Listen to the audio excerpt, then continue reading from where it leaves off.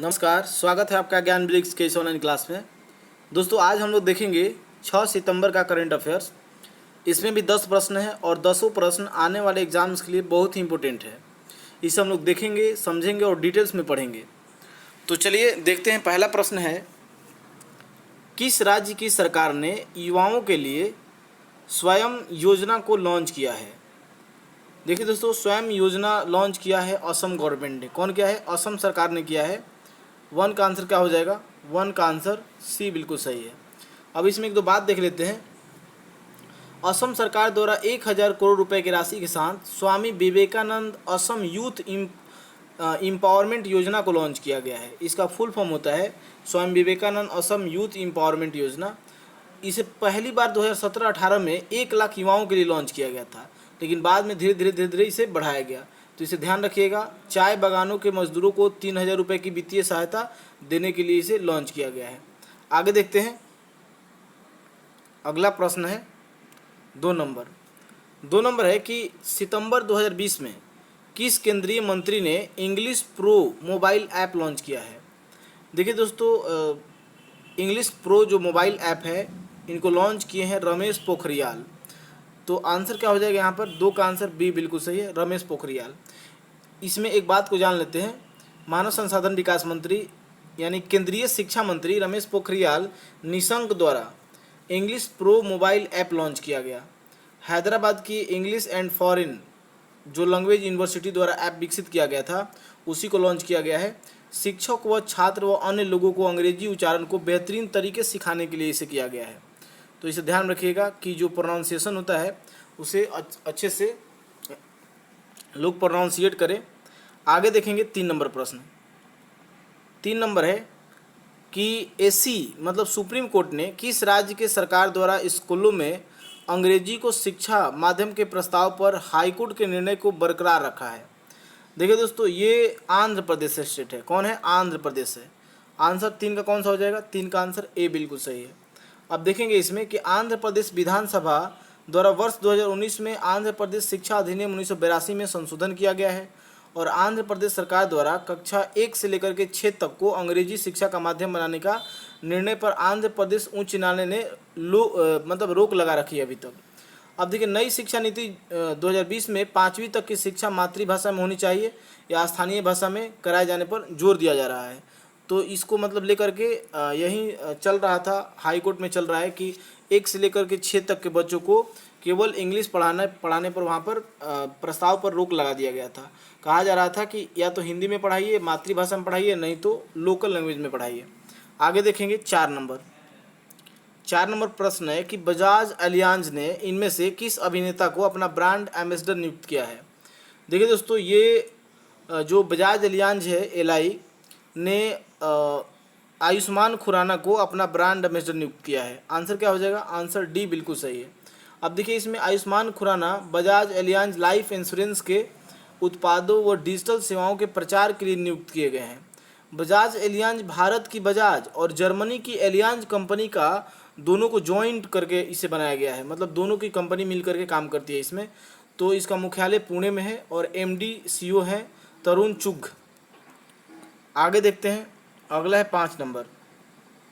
5 number है कि पंजाब व सिंध बैंक के नए प्रबंध निदेशक व मुख्य कार्यकारी अधिकारी के रूप में किसे नियुक्त किया गया है? देखिए दोस्तों, पंजाब और सिंध बैंक का जो कार्यकारी निदेशक जो नियुक्त किए गए हैं वो है एस कृष्णन। क्या नाम है? एस कृष्णन।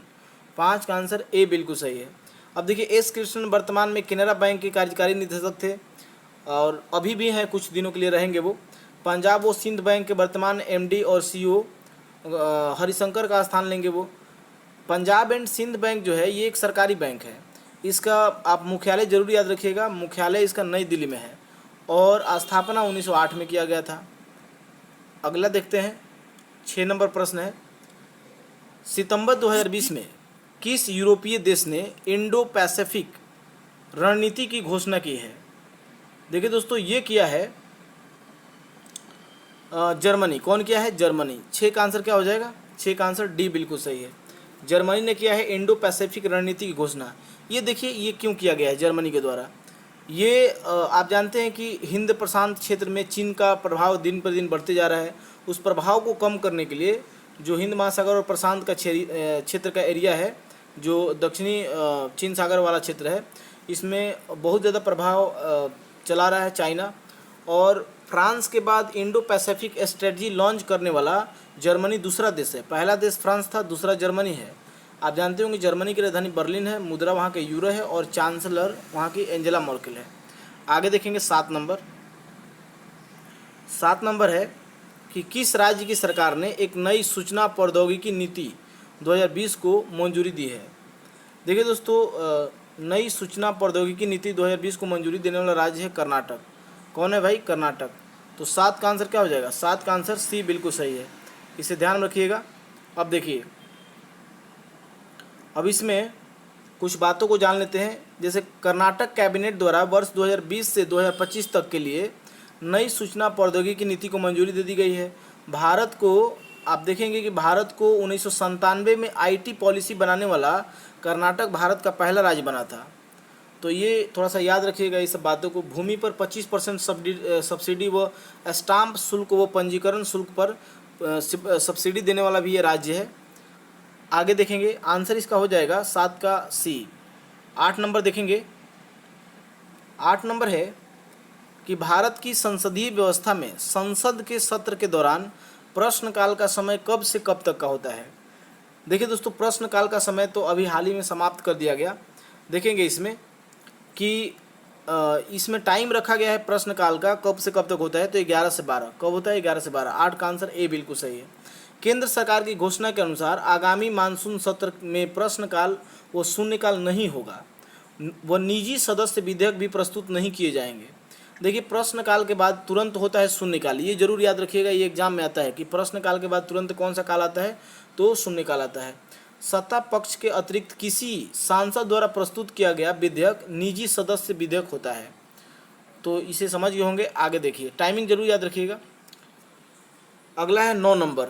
डॉक्टर नीना मल्होत्रा को किस देश में भारत का नया राजदूत नियुक्त किया गया है। देखिए दोस्तों, डॉक्टर नीना मल्होत्रा को इटली का नया राजदूत नियुक्त किया गया है भारत की तरफ से। तो आंसर यहाँ पे क्या हो जाएगा? आंसर 9 का बी बिल्कुल सही है, इटली। अब देखिए, ये 1992 बैच की आईएफएस अधिकारी नीना श्रीवास्तव इटली में भारत की नई राजदूत बनी है।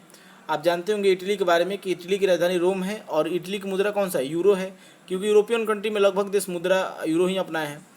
पीएम वहाँ के कौन है? तो गियुसेप्पे कोंते नाम है उनका। आगे देखेंगे 10 नंबर। 10 नंबर प्रश्न है कि प्रत्येक वर्ष अंतर्राष्ट्रीय चैरिटी दिवस कब मनाया जाता है। देखिए दोस्तों, प्रतिवर्ष अंतर्राष्ट्रीय चैरिटी दिवस मनाया जाता है 5 सितंबर को। और 5 सितंबर को शिक्षक दिवस भी मनाया जाता है। आप जानते होंगे, कल ही मनाया गया है।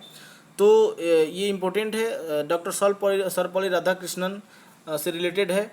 और एक बात और याद रखिएगा, आप लोग मुझे कमेंट में बताएंगे कि डॉक्टर सर्वपल्ली राधाकृष्णन को भारत रत्न से कब सम्मानित किया गया था, किस वर्ष सम्मानित किया गया था।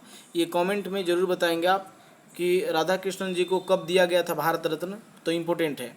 अब इसमें अंतर्राष्ट्रीय चैरिटी दिवस के बारे में कुछ बात जान लेते हैं कि राष्ट्रीय व अंतर्राष्ट्रीय स्तर पर धर्मांध परोपकार के मतलब इस सब उद्देश्य को बढ़ावा देने के लिए, चैरिटी को बढ़ावा देने के लिए खास करके ये शुरू किया गया है अंतर्राष्ट्रीय चैरिटी दिवस। जो धार्मिक होते हैं, चाहे जो लोग परोपकारी होते हैं, तो उन सब में चैरिटी की भावना जगाने के लिए। अब देखिए, ये शुरू किया है मदर टेरेसा की पुण्यतिथि पर। मदर टेरेसा की जो पुण्यतिथि मनाई जाती है वो 5 सितंबर को ही मनाई जाती है। तो उन्हीं के पुण्यतिथि पर ये शुरू किया गया है। तो ये हमारा था आज का करंट अफेयर्स। ठीक है, मिलते हैं नेक्स्ट वीडियो में, तब तक के लिए बाय।